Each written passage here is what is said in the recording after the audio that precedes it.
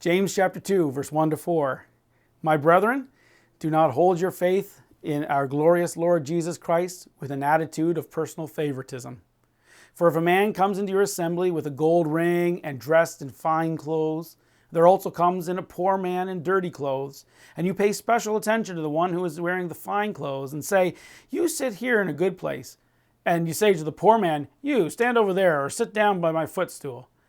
Have you not made distinctions among yourselves and become judges with evil motives? So James here is just making reference to this idea of making distinctions. And it's the idea here is something that's so important to healthy Christian life in the church family, and yet you never hear anybody talk about it.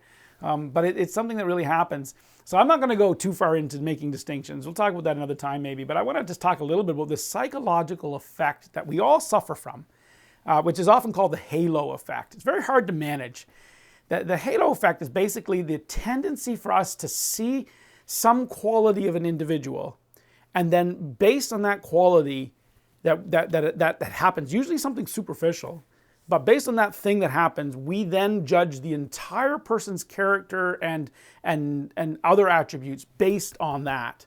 It becomes a halo that affects everything else that we think about that person. So for instance, we could meet somebody and they could be really polite to us. And because they were polite to us, we will then assume that they're a trustworthy person. Now, it's natural. It's just the way we're built, right? So, oh, that guy was very polite. He must be trustworthy. There's no way he was robbing the store. He said, yes, sir, and yes, ma'am, and please, and thank you. And so he probably wasn't the thief, right? It's the halo effect. Or another one, she looks pretty, so she must be kind and gentle. There's this idea that just because a beautiful woman is very beautiful, then she must be a very kind woman too. Well, it's just not always the case, but there's a tendency to think that way because of the appearance, the impression, the outward, what we see. There's a successful businessman. He must be very smart. Well, no, he may have just been really lucky, actually, or maybe he actually was really deceptive and stole his business from someone else. Who knows? He may not be so wise at all. But we'll tend to do that. This is the halo effect, right? We see one quality, something superficial, something external, and then we'll assume the person's character or other abilities based on that. There's also a negative version of this. It's kind of, I guess, the horn effect that you'll see it in a negative sense. Oh, there's a homeless man. He must also be a drunk. He must waste all his money drinking. That's why he's homeless. Well, not necessarily at all. There could be very many reasons why that person is homeless. That could be one, but there could be others as well. Or, oh, she lost her job. She must be incompetent.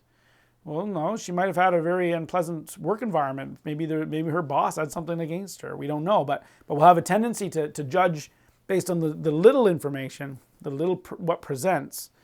No, that guy's wearing cheap clothes. He must be lazy. He must be lazy about his appearance. Or no, maybe he just is fashion blind. That could be. Who knows? But we don't know. And so this bias of the halo effect it's a difficult one to manage in our lives. It's hard.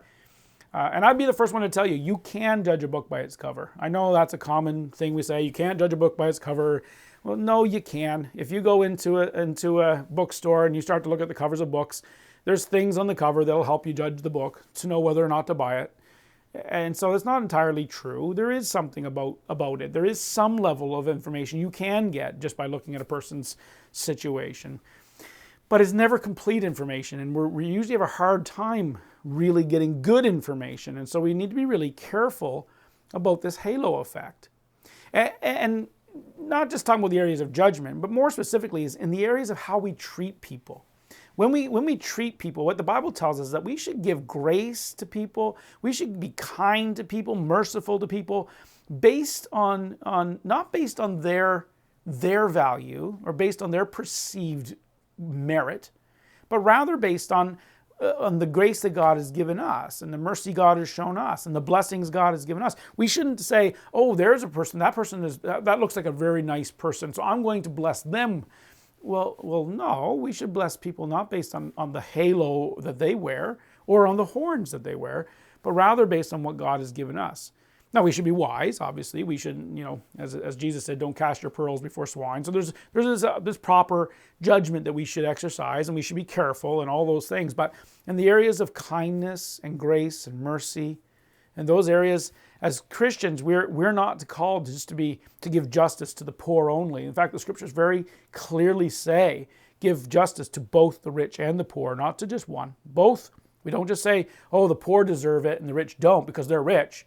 No, both the poor and the rich both deserve justice, and we don't say, oh, that person should have mercy because they're beautiful, or they deserve mercy because they're ugly, right? Neither one of those things should be the reason for the mercy. We shouldn't say, oh, this poor soul, he's really ugly and really had a rough life, and look how hard he looks. We should give mercy to that guy, and we feel more virtuous because we took care of the downward outcast person, but then we don't give mercy to the beautiful person. Well, that's not right, or vice versa. Right? Give it to the beautiful person and not the one who that's ugly and had a hard life, whatever the case may be. We don't just show kindness to skilled people. We show kindness to unskilled people. We don't just have patience with those that have talent. We have patience with those that don't have talent, or vice versa. We don't say, hey, you should know better, so I'm not going to have patience for you. No, we don't do it that way as Christians. As Christians, we don't treat people because of their halo. We treat people a certain way because of our halo. In other words, we give mercy because we have received mercy. We show kindness because God has given us kindness. We give blessing because God has given us blessing. It has nothing to do with you. It has to do with Him and how He's treated me.